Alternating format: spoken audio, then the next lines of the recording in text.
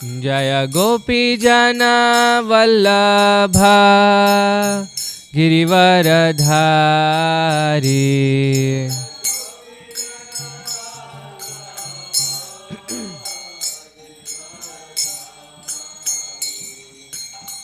Yashoda Nandana Braja Jana Ranjana.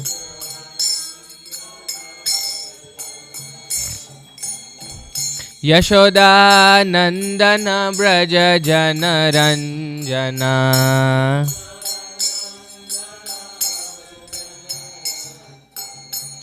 Yashoda Nandana Braja Jana Ranjana.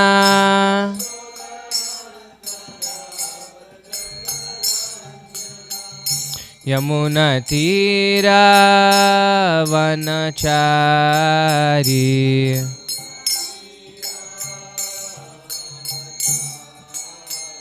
Yamuna Tira Vanachari.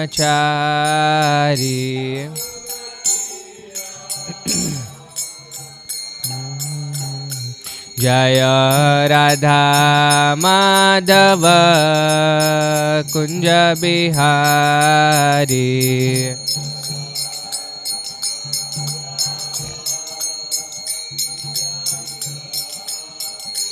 Jaya Radha Madhava Kunja Bihari.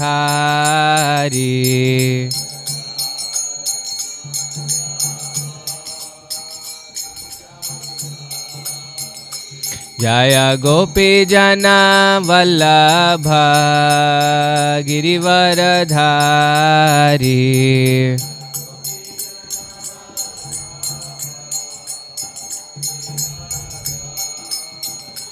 Jaya Gopi Jana Vallabha Girivaradhari.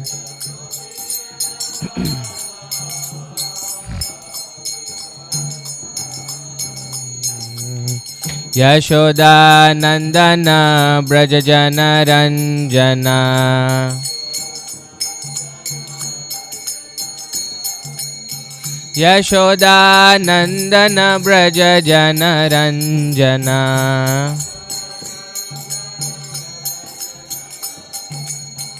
Yashoda Nandana Braja Jana Ranjana. Yamuna Tira Vanachari.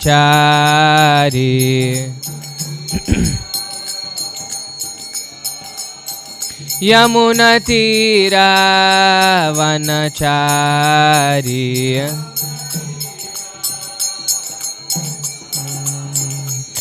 Hare Krishna, Hare Krishna, Krishna Krishna, Hare Hare, Hare Rama, Hare Rama, Rama Rama, Hare Hare.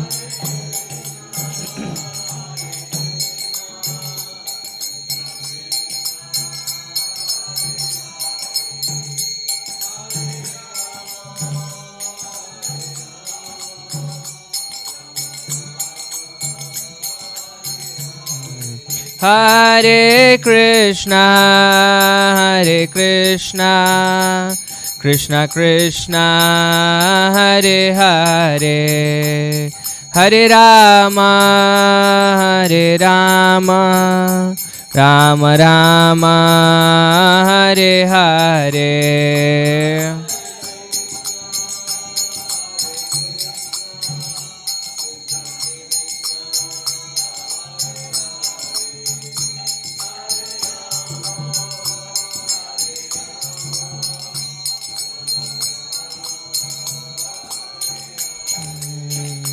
Jaya Prabhupada, Jaya Prabhupada, Jaya Prabhupada, Jaya Prabhupada.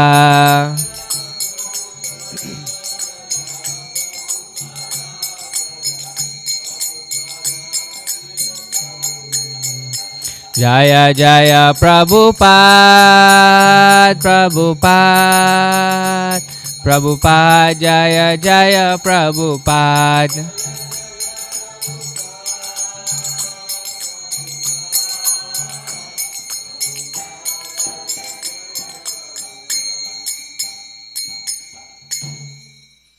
Shri Prabhupada ki jai, Grantaraj Srimad Bhagavatam ki jai, Samaveta Bhakta Vrind ki.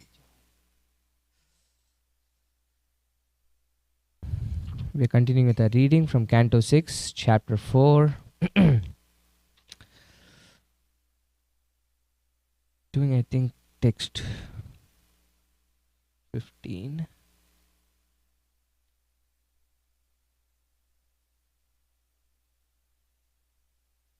16. Yeah, we have to do from text 16 through 34, and our focus was for today's text 31. So please repeat. Om Namo Bhagavate Vasudevaya. Om Namo Bhagavate Vasudevaya. Om Namo Bhagavate Vasudevaya. Into the prayers together. Narayanam Namaskritya Naram Chaiva Narottamam Devim Saraswatim Vyasam Tato Jayamudirayet. Before reciting the Srimad Bhagavatam,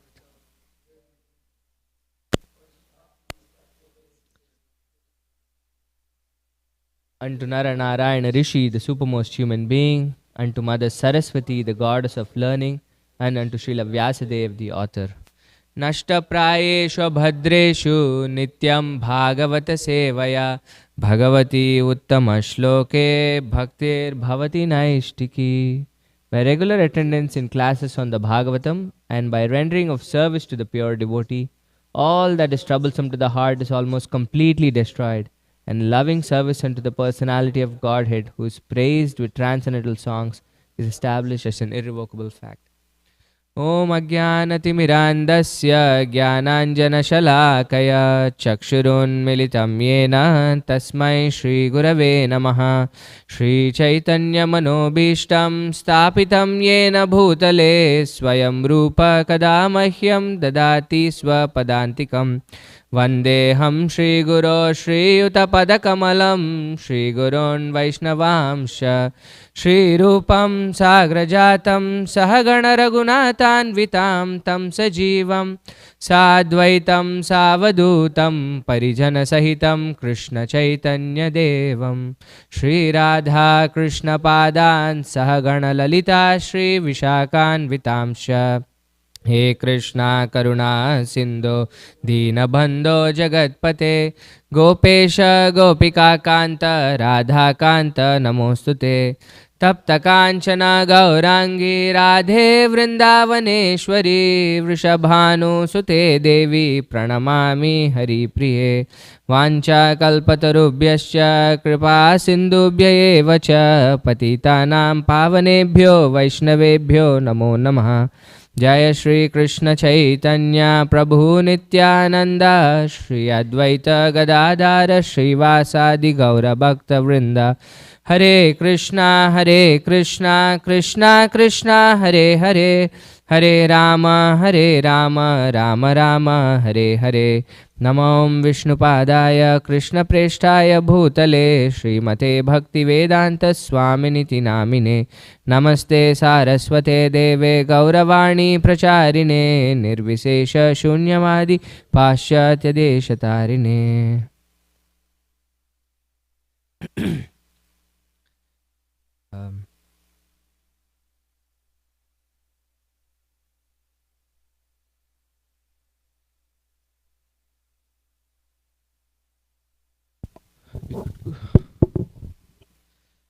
The purport for this text 31 is a little bit big. I was thinking we could do either the verses or the... Have you read the chapter summary? You haven't read the chapter summary, right? We could read the few paragraphs of chapter summary which summarize the prayers and then get to the verse. So, can you start from the second paragraph. The first paragraph we've already gone through, the first 15 verses. We can start from the second paragraph. In the beginning, Daksha created all the demigods, demons, and human beings. But when he found the population not increasing properly, he took sannyas and went to Vindhya mountain, where he underwent severe austerities and offered Lord Vishnu a particular prayer known as Hamsa Guhya, by which Lord Vishnu became very pleased with him. The contents of the prayer were as follows. So this entire section is the prayers called the Hamsa Guhya prayers that we'll read today. Okay, please continue. The Supreme Personality of Godhead, the Super Soul, Lord Hari, is the controller of both the living entities and the material nature. He is self-sufficient and self-effulgent. As the subject matter of perception is not the cause of perceiving senses, so the living entity, although within his body, does not cause his eternal friend, the Supersoul, who is the cause of creation of all the senses. Because of the living entity's ignorance, his senses are engaged with material objects. Since the living entity is alive, he can understand the creation of this material world to some extent, but cannot understand the Supreme Personality of Godhead, who is beyond the conception of the body, mind, and intelligence. Nevertheless, great sages who are always in meditation can see the personal form of the Lord within their hearts.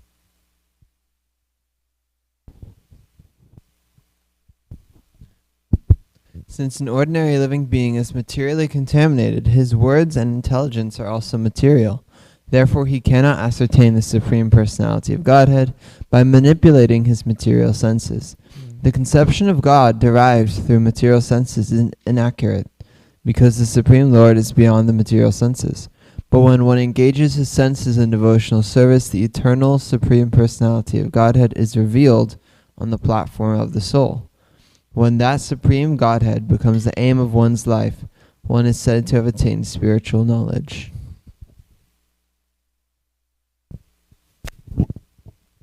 The Supreme Brahman is the cause of all causes because he originally existed before the creation. He is the original cause of everything, both material and spiritual, and his existence is independent. However, the Lord has a potency called avidya, the illusory energy, which induces the false arguer to think himself perfect, and which induces the illusory energy to bewilder the conditioned soul. The Supreme Brahman, the Super Soul, is very affectionate to his devotees. To bestow mercy upon them, he discloses his form, name, attributes, and qualities to be worshipped within this material world. Yeah. At least in the three prayers that we have summarized, there is a common theme. Did you notice it? What the common theme of Daksha's prayers were? In all three prayers that we just read. One is, we have imperfect senses, in the sense that the Supreme Lord is completely above anything that we can grasp with our senses. And therefore it's very, very hard for us to know him. And then he gives the other side of it, right? Then how can we know him? Is the other part of all the prayers that we have read is through devotional service. So this is a common theme throughout the prayers that Daksha has been praying. Please continue. Unfortunately, however, those who are materially absorbed worship various demigods. As the air passes over a lotus flower and carries the scent of the flower with it, or as the air sometimes carries dust and therefore assumes colors, the Supreme Personality of Godhead appears as the various demigods according to the desires of his various foolish worshippers. But actually he is the Supreme Truth, Lord Vishnu. To fulfill the desires of his devotees, he appears in various incarnations, and therefore there is no need to worship the demigods. So we'll stop here with the chapter summary. The next paragraph concerns with the next section. So we'll go to text 31.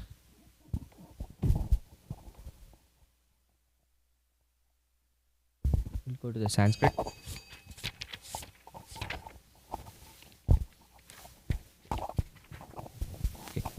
Yachaktayo vadatam vadinam vai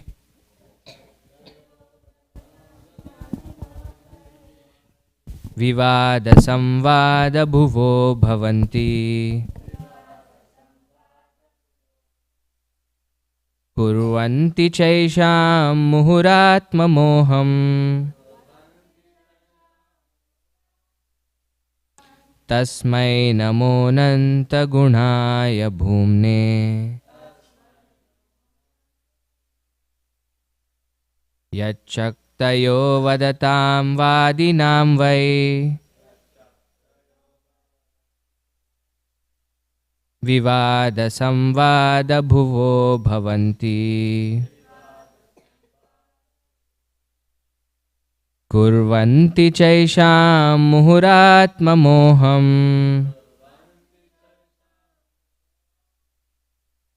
tasmai namo nanta gunaya bhumne. Please chant.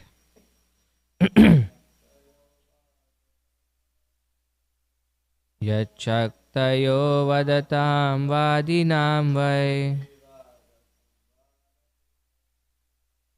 vivada samvada bhuvo bhavanti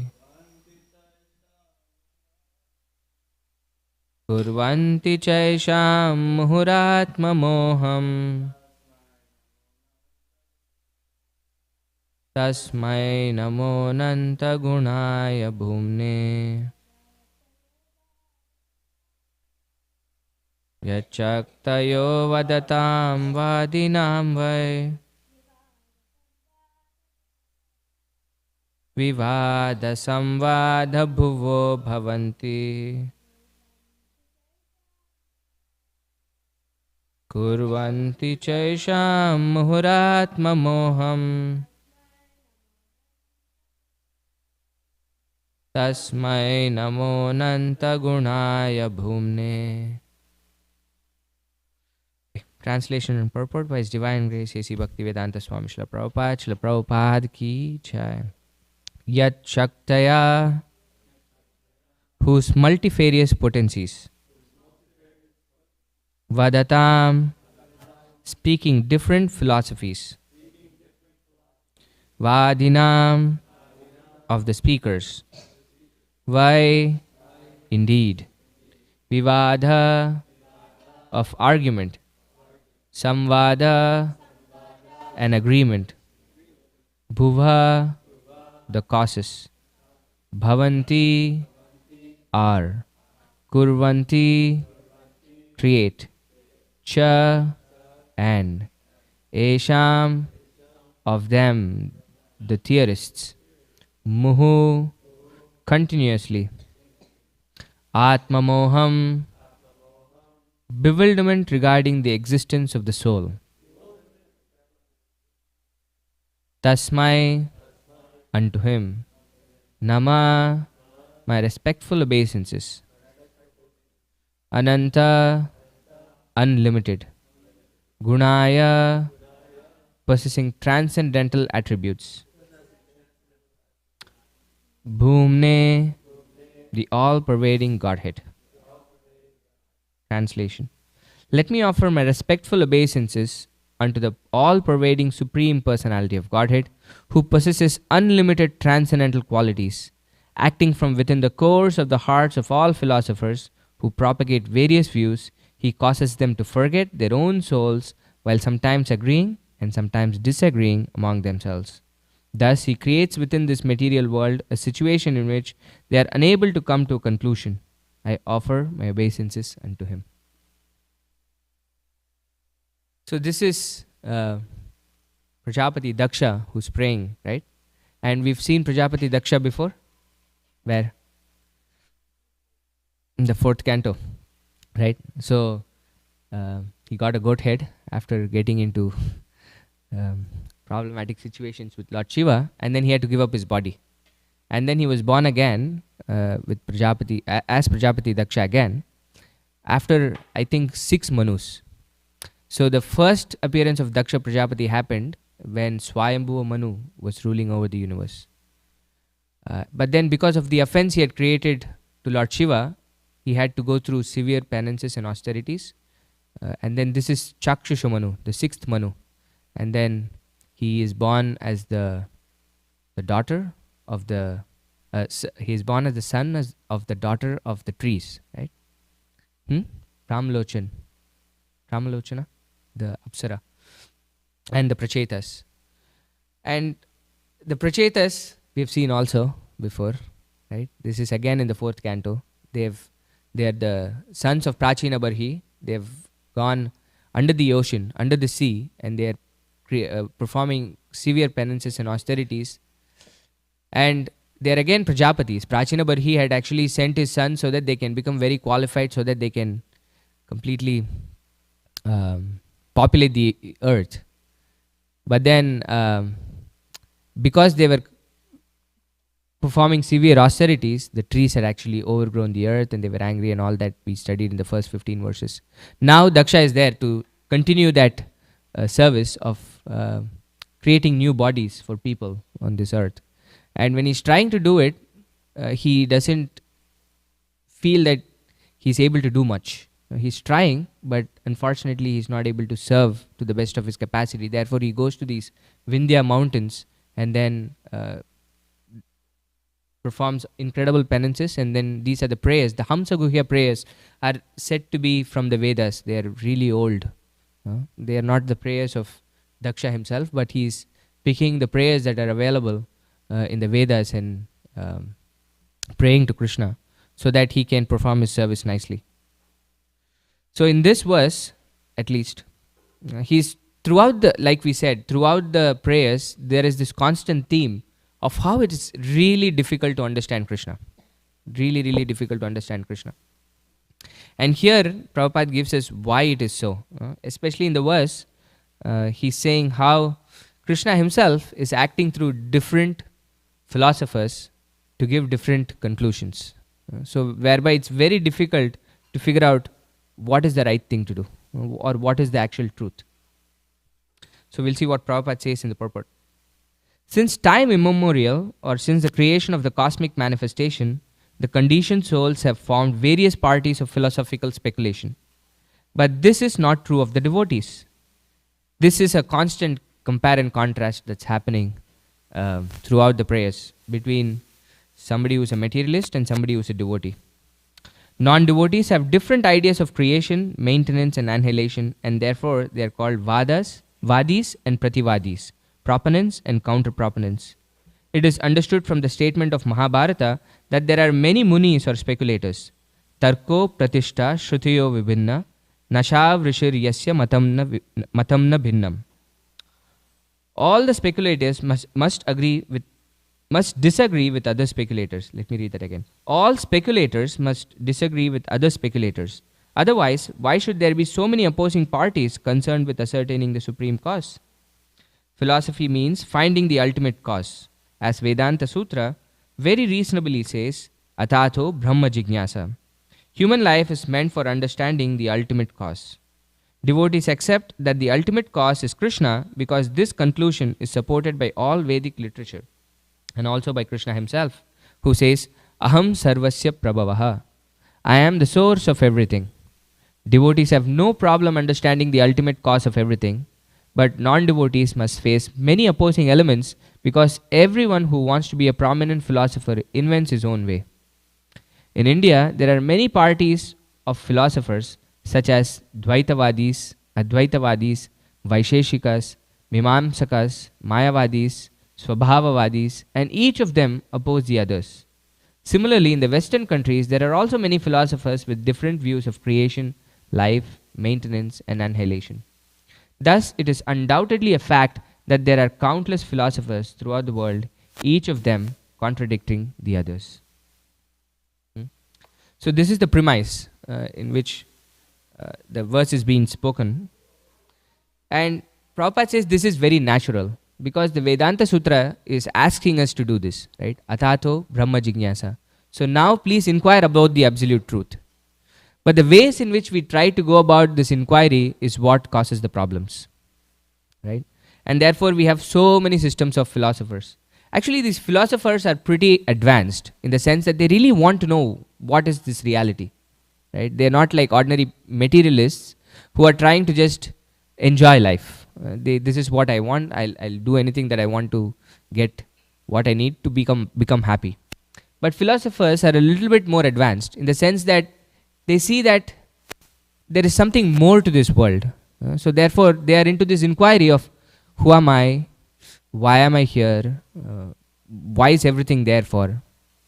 And Prabhupada is giving this wonderful verse from Mahabharata, right? Tarko pratishta shrutayo vibhinna. That all speculators must disagree with other speculators. This is the mark of a rishi, the Mahabharata says. Nashav rishir yasya matam nabhinam. You are not called a rishi if you don't disagree with another rishi. You're not called a philosopher if you don't disagree with another philosopher. And Prabhupada is listing all these various systems of philosophy from the Vedic standpoint at least. In the sense of Dvaitavadis, Advaitavadis, Vaisheshikas, Mimamsakas, Mayavadis. And these disagreements don't happen just in the context of philosophies in the Vedic system, but also in the world that we live in, right? Do we have disagreements and agreements in the world that we live in? In almost every sphere of life, there is agreements and disagreements, right? It doesn't have to be just on the philosophy of the reality of nature and the absolute truth, but practically in every single sphere of life, we have agreements and disagreements that are constantly happening. And one is trying to somehow supersede the other. So I did my master's with I had to do my thesis when I was doing my master's. So one of the first things that I had to do when I was starting my studies is we have this pressure to publish papers in the scientific community, especially now in the world that we live in, especially if you're in, I think probably all fields, even humanities, you have to keep publishing things. You write proposals, get grants, and then you're trying to publish scientific findings. But practically how those scientific findings are done is you don't really take a problem statement and then try to figure out the solutions for such a problem statement. How I started off my thesis was that every single week my professor would give me 5 papers that I had to go through and critique. Go through and say what is problematic with this paper. These are really scientifically researched papers that are published in really, famous journals or conferences by really incredible engineers and scientists. But as an entrant into this field of engineering, my duty was to first not figure out what was good about it, but what was bad that I could critique from the paper, so that I could get a problem out of it, right? This was the idea, that I was not trying to figure out a problem that existed in the general sense, but I was trying to go through other people's work and then trying to critique it and figure out problems that I could actually work on. And then of course, once I published my paper, there were people who were critiquing it also. So this is the nature of this world, is that we are constantly trying to one up the other person, agreeing and disagreeing, agreeing and disagreeing. And it is actually very rare in this world, especially when it comes to the absolute truth, to agree that there is a supreme person. The Vedanta philosophy is actually a very unique philosophy. Because we are so used to listening to the Vedanta philosophy, we very easily think that there is a supreme person who is the cause of everything. But if you look at all the systems of philosophy in the East or in the West, to come to a conclusion that there is actually a supreme person is very rare. And think about all the systems of philosophy that Prabhupada is quoting here at least. The Advaitavad actually doesn't really recognize Supreme Lord as a person. It's just one absolute truth, which is at least closer to one reality at least. But the Vaisheshikas, do you know what the philosophy of Vaisheshika is? Anybody? So all these systems of philosophy are trying to do atato brahma jignasa, right? That's what the endeavor of all these systems of philosophy is, to know the absolute truth, to know this one reality that is different from this constantly changing reality. That's what everybody is trying to do. The system of Vaisheshika philosophy says that everything that exists comes from a finite number of atoms. This is the smallest reducible unit of the entire universe, And those atoms combine together somehow to form reality in this world. So it absolutely doesn't recognize the presence of a supreme person there. And Mimamsakas, we have heard this philosophy. Where? Do you remember? The Mimamsa philosophy? Yeah, where have we heard it? Yeah, during the Govardhan Leela. Right, this is the philosophy that Krishna is trying to propagate, at least to convince Nanda Maharaj to say, why are we actually trying to worship Indra? This entire philosophy of Mimamsa is that karma is everything. You do your duty and you're going to get the results of your duty. And there is no need to actually recognize somebody who is superior to us. If you do your duty properly, you will get the results of your action. And for them, karma is practically unending. We are constantly in the cycle of performing good work, performing rituals according to the Vedas, and which is the philosophy that Krishna is trying to convince Nanda Maharaj with, at least, is that why do we have to offer worship to Indra? Is that he's not doing any special favors to us. Although we are performing puja to Indra, he pours rain even in the ocean. The ocean is not really praying to Indra or offering worship to Indra, but he still, when it rains, it pours in the ocean, it pours in the mountains, it pours everywhere. So what is the purpose of specifically worshipping Indra? So therefore he asks Nanda Maharaj to worship Govardhan, who gives everything that they need for their sustenance, right? So this is the Mimamsa philosophy. And the Mayavadis, we of course know this in great detail, is that they completely deny the existence of the personality of Godhead, think everything is an illusion, whatnot. And Swabhavavadis they think that everything is inherently present, there is no external cause. So like this, there are several systems of philosophies. And in the West, we have no dearth for it also. How do we understand the absolute reality in the West? What is our idea? Yeah. Yeah, the Big Bang. Everything came out of an infinitely dense, infinitely tiny, we have no idea what it is, piece of matter.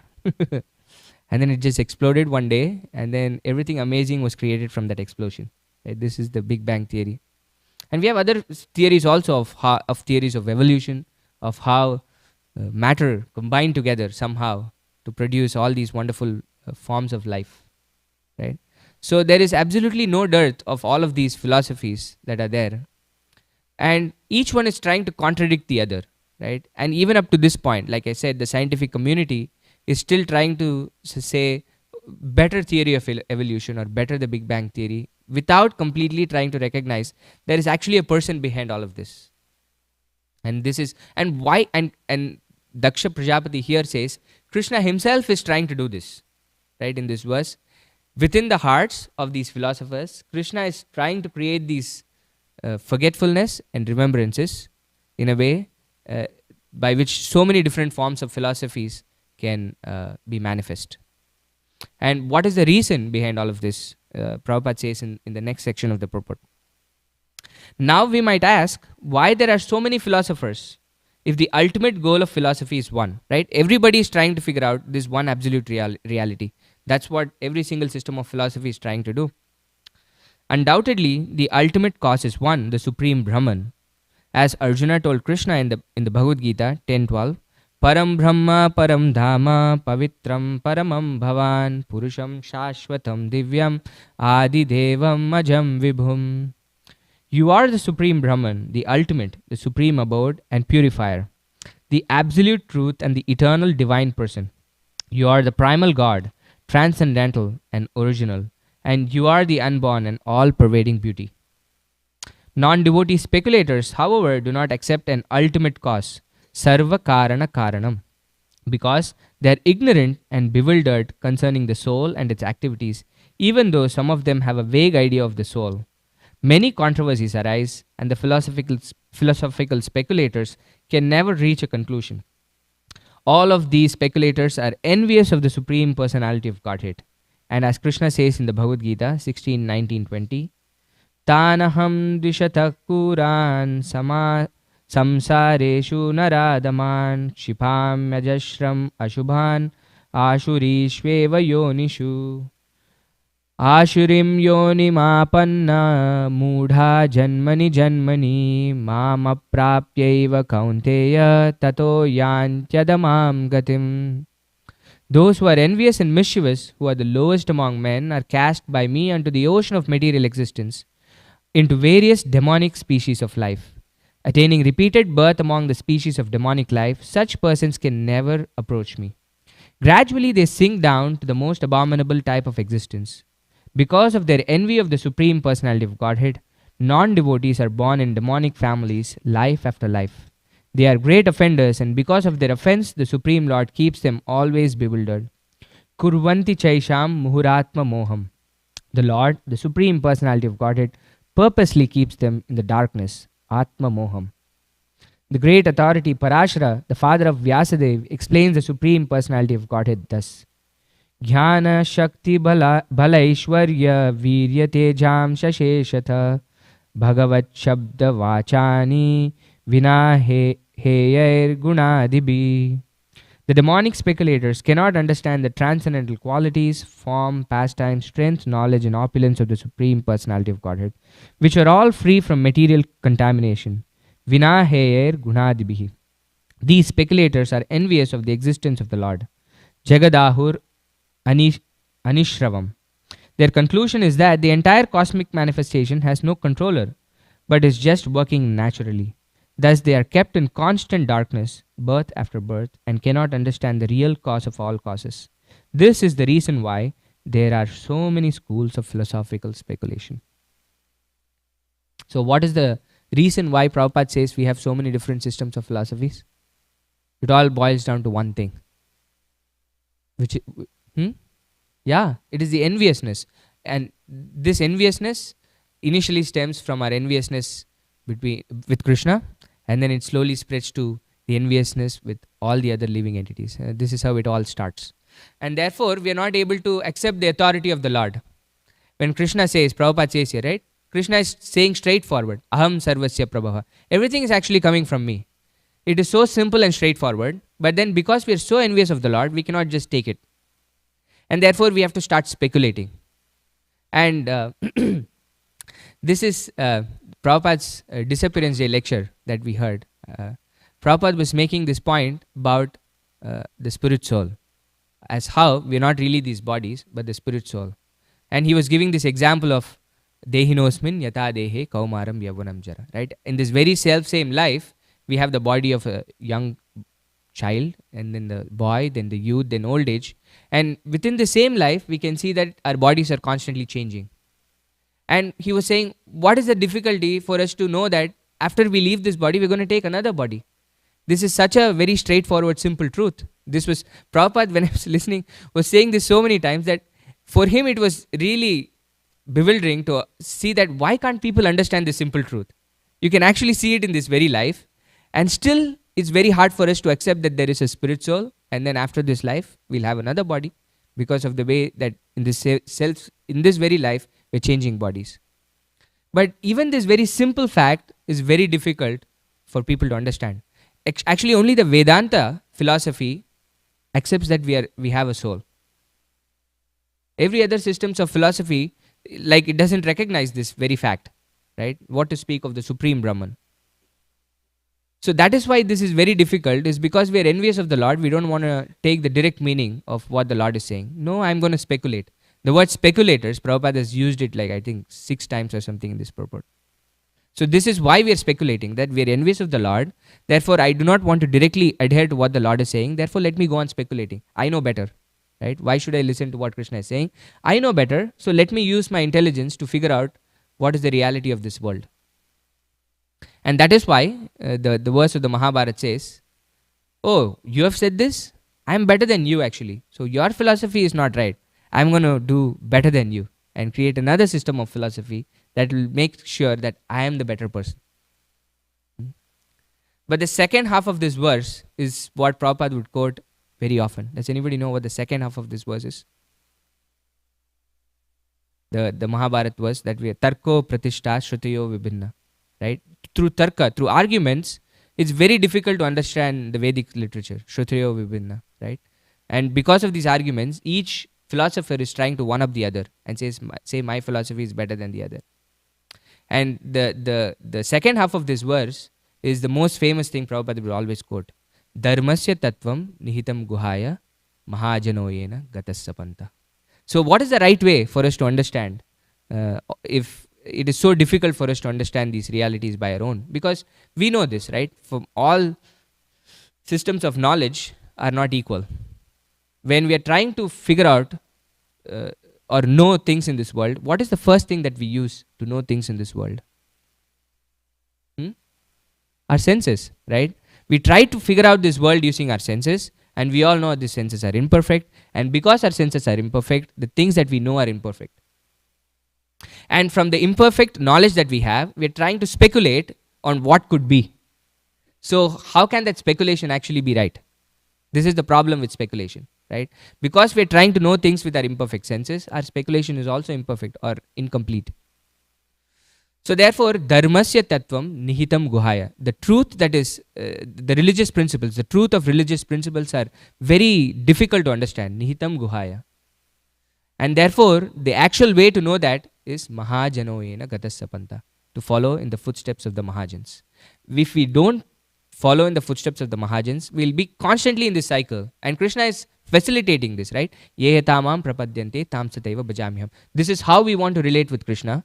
We want to relate with Krishna from a position of envy. Therefore, Krishna will say, okay, I'll facilitate this for you.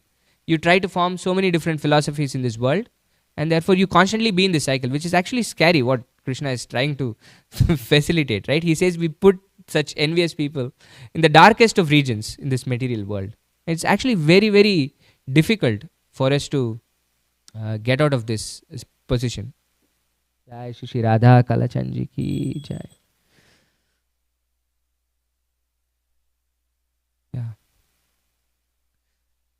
Because of this envious nature that we have with the Lord, this is what starts everything. And over time, this is not really about the Lord because we forget the Lord. Although the underlying principle is just that, this starts reflecting on everybody else around us. You know, I want to be better than this person. Why should I listen to what this person is saying? All these envious nature starts reflecting on the society and the community that we live in. And even among the society of devotees, this happens, unfortunately. Right?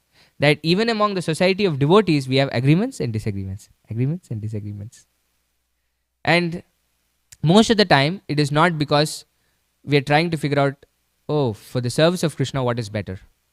These agreements and disagreements, most of the times don't happen because of that. This happens because what I'm saying is proper. You listen to what I'm saying. Oh no, what I'm saying is proper. You listen to what I'm saying. It somehow percolates even within among the society of devotees.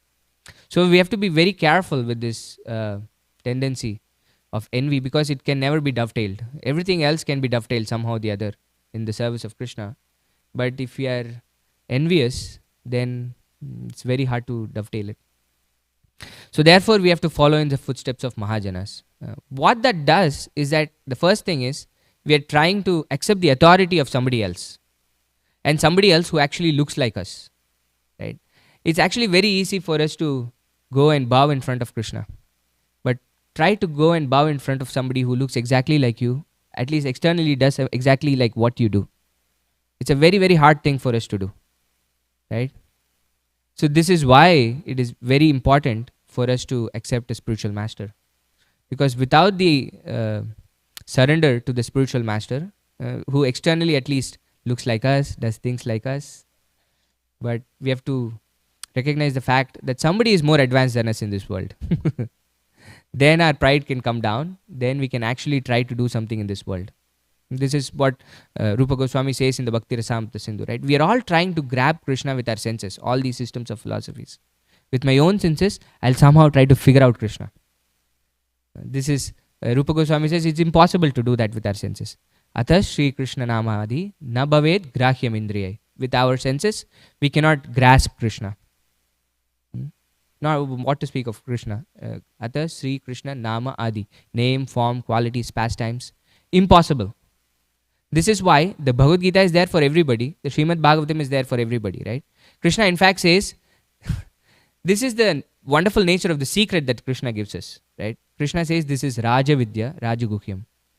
But the verses are there for everybody to see. The Sanskrit dictionary is there for everybody to see, right?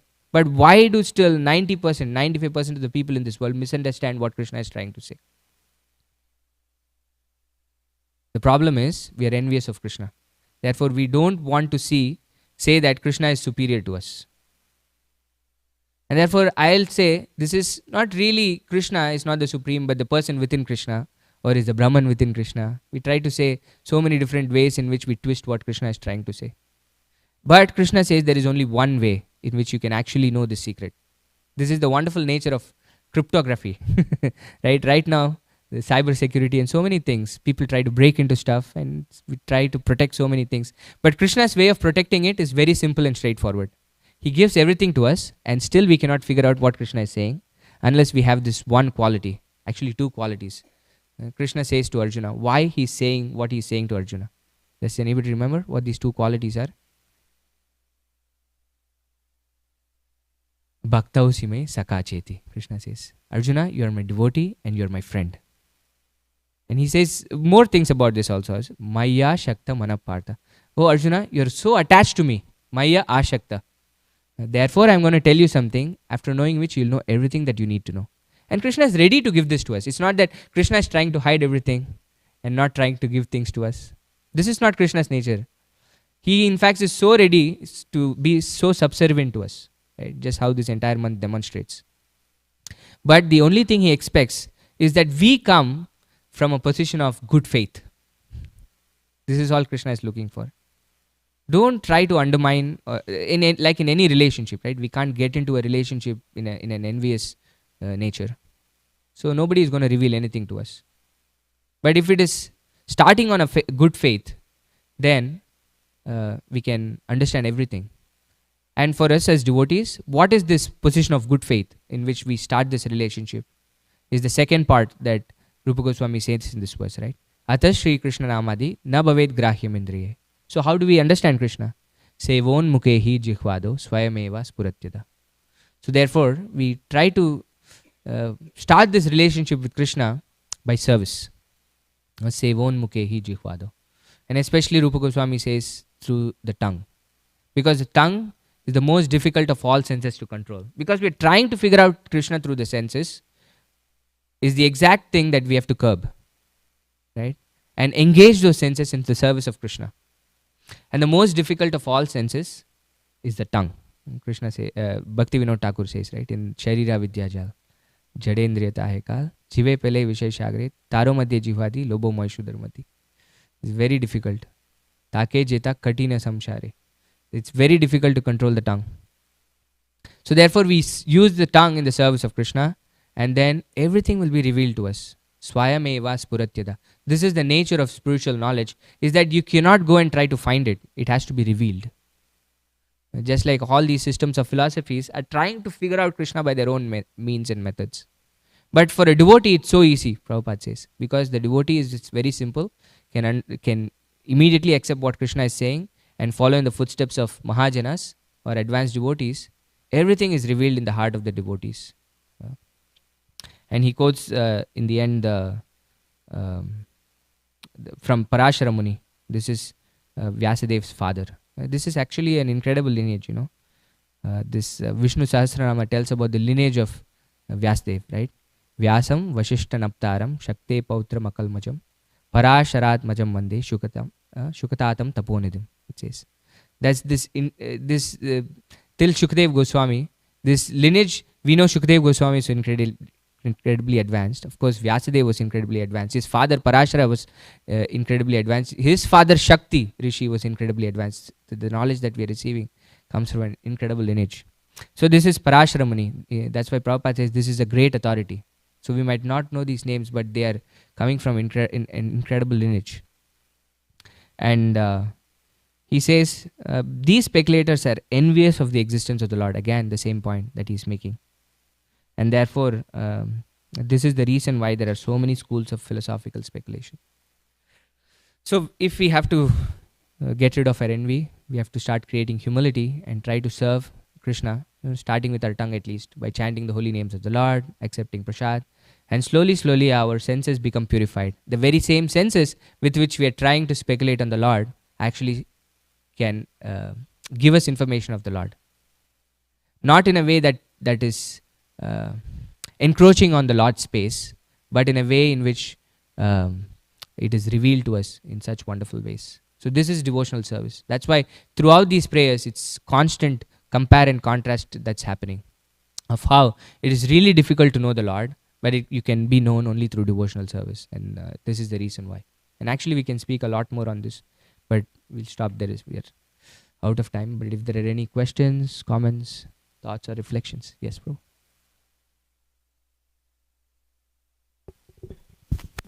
I was reminded in your lecture about the various types of philosophies. And in my growing up, in my big family, there were two philosophies. One is, who cares about God? And the other philosophy was, you idiot, why would you believe in God? We rejected this long ago, where some kind of caveman. So then the predominant philosophy was the purpose of existence is to stuff your senses with as much sense gratification as possible. Yeah. Sort of a conehead philosophy of consume mass quantities. Yeah. Is there a name for this philosophy? Materialism. This is what it is, right? Thank you. This is what the pinnacle of materialistic philosophy is, that we have created incredible sense gratification that is so fine. This is what we're all striving for. And it stems from the fact, from what Krishna is saying. For us to be peaceful, we have to get rid of this, Krishna says in the Gita, to finally recognize that Bhoktaram Yajna Tapasam is actually Krishna. We're not the enjoyers, but this enjoyment mentality is there in us because we're envious of Krishna. We don't want to enjoy with Krishna, or we don't want Krishna to enjoy, but I want to enjoy separately from Krishna. This is where everything stems from. But Krishna says you have to actually cultivate the opposite mentality of thinking that I am the actual enjoyer of all the austerities and penances, Yajna and Tapas. Is there a name for this in Sanskrit? It's materialism, right? Yeah. And is there Prakriti, perhaps? Or? Asuric is demonic. Bhoga Vancha. This is Bengali. Desire to enjoy. Yeah. Thank you, Prabhu. That's very true. Yes, Mr. Bhagavan, Prabhu. Can you pass the mic, please?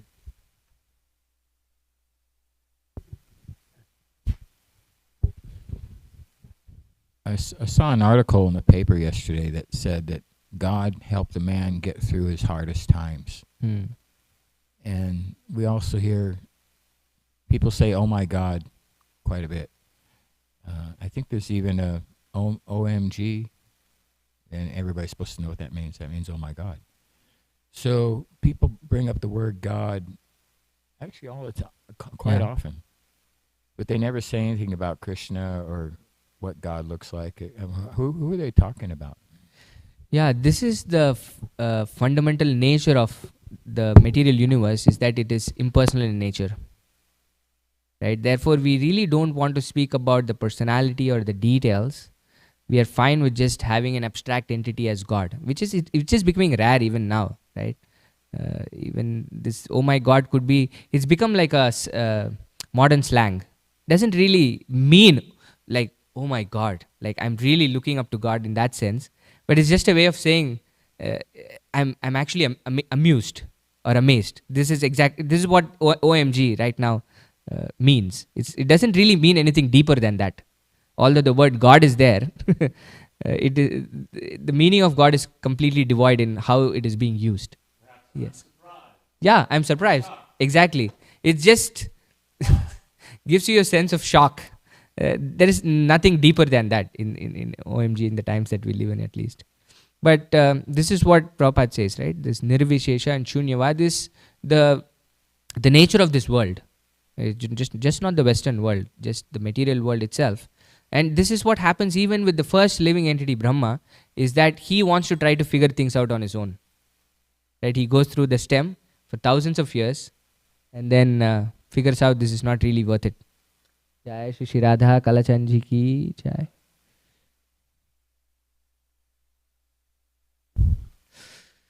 So that's why it's very hard. to actually know about God and see Him as a person and things like that, is that by default, the nature of this material world is that it is impersonal. Yeah, thank you. Any other thoughts? Okay, if not, we'll stop here. Grantaraj Srimad Bhagavatam ki jai, Srila Prabhupada ki jai. Vancha kalpatarubhyasya kripa sindubhye vacha patitanam pavanebhyo vaishnavebhyo namo namaha. Anantakoti Vaishnava Vrinda ki jai.